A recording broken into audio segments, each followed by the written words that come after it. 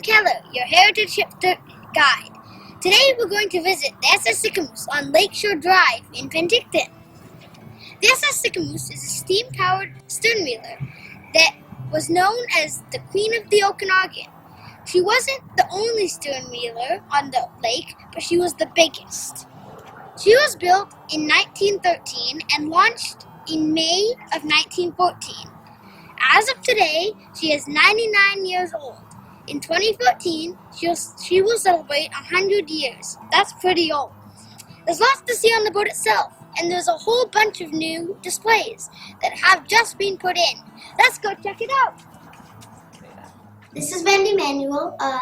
He is going to talk to us today about the history of the Sicamous. What was the SS Sicamous used for? Sicamous was used for absolutely everything. It carried passengers, and it carried freight of all kinds, from cars to chickens to cherries to boxes of apples, horses. What happened to the Sicamous' sister ships? There was the Aberdeen and the Okanagan. They were wooden-hulled vessels, and so they wore out and they were dismantled. And so today we actually have a piece of it in the backyard of the Sicamous here, and that's the Lady Stern Saloon of the Okanagan.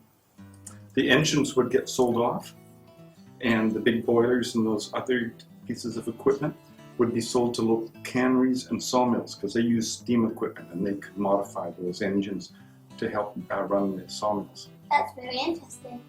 In the kitchen, there were Chinese cooks, and they did the cooking for all of the staff and all of the passengers on board. Then there would be the deckhands, and these were the fellows that would have to shovel that coal on, and they would take freight on and take freight off. They would be the fellows that would grab the boat ropes and tie it up to the docks. Then there would be the steam engineer, the chief engineer, and the captain, and the second mate. And the second mate looks after the captain's job when the captain needs to leave the helm for a rest or go to eat.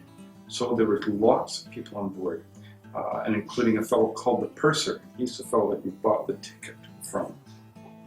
That's his office just behind us over there. The tickets varied. In the earlier years, it started about $1.75 and went up to about $2.75.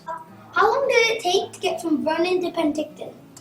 Actually, not that long. They would leave Vernon in the afternoon about 1:30 and be here by roughly 6 o'clock to 7 o'clock in the evening. Were there any famous passengers on board the ship? There was.